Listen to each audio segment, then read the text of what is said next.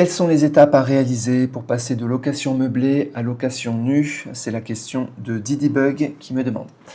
Serait-il possible de faire un jour une vidéo pour connaître les opérations à réaliser si l'on passe d'une location meublée à une location nue? Faut-il attendre le changement de locataire? Faut-il le faire au 1er janvier? Une question qui revient souvent pour les investisseurs en location meublée qui sont en LMNP, donc location meublée non professionnelle, et qui sont sur le point de passer en LMP, location meublée professionnelle, mais ils ne veulent absolument pas passer en LMP, et je les comprends. Et une manière de le faire, donc de ne pas passer en LMP, c'est de passer une partie de leur bien immobilier en location nue pour descendre en dessous des seuils, soit descendre en dessous des 23 000 euros, soit de recettes locatives, soit descendre en dessous de leur revenu du travail pour que leur revenu du travail reste prépondérant et donc qu'ils restent en LMNP. Voilà, alors quelles sont les étapes? Donc tu as plusieurs étapes, tu as un aspect juridique au niveau des baux de location, tu as un aspect administratif et puis tu as un aspect de fiscalité avec des différences si tu es en LMNP ou si tu es en LMP. Il va y avoir une différence. Pareil, il y a deux régimes si tu es en microbic ou si tu es au régime réel. Donc je vais essayer de faire de débroussailler les différents cas.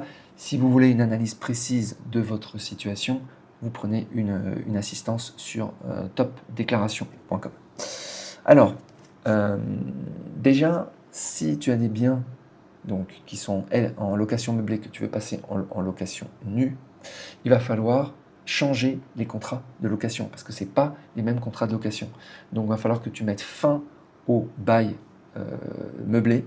Il va falloir que tu attendes l'échéance, etc., les préavis et compagnie, et que tu changes soit de locataire en mettant un locataire, cette fois-ci avec un contrat de location nue, soit de garder ton locataire, mais qu'il accepte de mettre fin au contrat de location meublée pour passer en contrat de location nue. Il y a plein de manières de le faire, il y a plein de manières de convaincre ou d'inciter en fait son locataire à accepter ce changement de contrat de location. Voilà, donc tu vas avoir ensuite un nouveau contrat de location nue. C'est des contrats qui sont avec des durées de 3 ans minimum, alors que les contrats de location meublée sont des contrats de 1 an. Voilà, le dépôt de garantie va être un dépôt de garantie de location nue. Donc, voilà. Alors, ensuite, côté administratif, tu vas devoir... Alors, si tu as encore une activité de location meublée, avec d'autres appartements qui restent en location meublée, à ce moment-là, tu n'as pas à clôturer, à faire une cessation d'activité de location meublée. Tu gardes ton activité. Si tu n'avais qu'un seul appartement, ou tu bascules tous tes appartements en location nue, à ce moment-là, il va falloir déclarer une cessation d'activité de loueur meublé, puisqu'il n'y a plus d'appartements en voilà. Donc il va falloir que tu sois radié, radiation du numéro SIRET associé à l'activité BIC de location meublée. Au niveau de la CFE, pareil, il va falloir que tu sois radié, donc suppression de la cotisation foncière des entreprises, parce que tu n'as plus de location meublée. Voilà. Sinon, si tu gardes quelques appartements en location meublée et tu as de nouveaux appartements en location nue,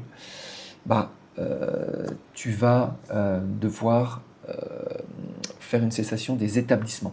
C'est-à-dire les établissements, chaque appartement représente un établissement, et tu vas devoir dire, voilà, cet établissement n'est plus en activité de location meublée. Donc tu vas devoir informer via le guichet, toujours le guichet unique.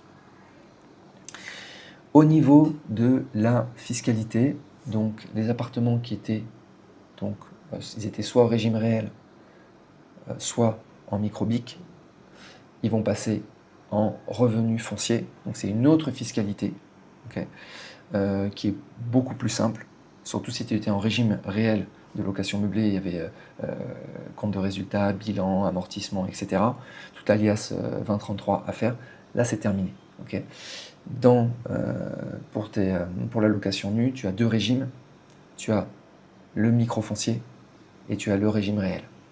Voilà, le régime microfoncier qui est extrêmement simple, le régime réel qui est un peu plus compliqué, mais beaucoup plus simple que le régime réel de location meublée.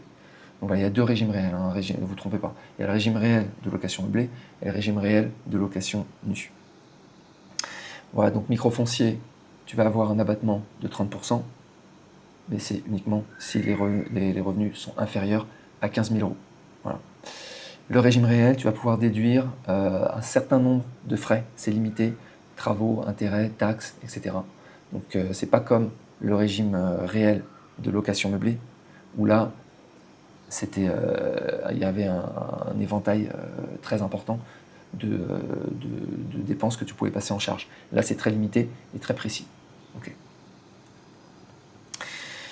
Voilà, important aussi si tu es en LMP et que tu passes tous tes appartements vers la location nue, donc tu vas faire une cessation d'activité, mais que tu étais en LMP, et cette cessation d'activité, elle est un peu douloureuse parce que ils considèrent qu'en fait tu te cèdes à toi-même, considèrent que tu cèdes ton entreprise entre guillemets de location meublée vers un patrimoine privé. Et la conséquence de ça, c'est que il va y avoir des plus-values qui vont être calculées donc la différence entre la valeur vénale et la valeur nette comptable. Pour le calcul de ces plus-values et de ces impôts sur les plus-values, sur Top Déclaration, tu trouveras un calculateur qui est à jour, qui te permet de calculer l'impôt sur les plus-values. Donc quand tu vas passer de LMP à location nue. Si tu étais en LMNP, donc non professionnel, et que tu passes en location nue, il n'y a pas de calcul d'impôt sur les plus-values. Donc là, c'est un point qui est extrêmement important, puisque faut essayer d'éviter, dans la mesure du possible, de passer de LMP à location nue. Il faut passer de LMP à LMNP, donc de professionnel à non professionnel, et ensuite passer en location nue. Là aussi, il y a des techniques pour le faire. Si vous voulez plus d'informations, vous bookez une session d'assistance conseil en optimisation. Cliquez sur assistance ici.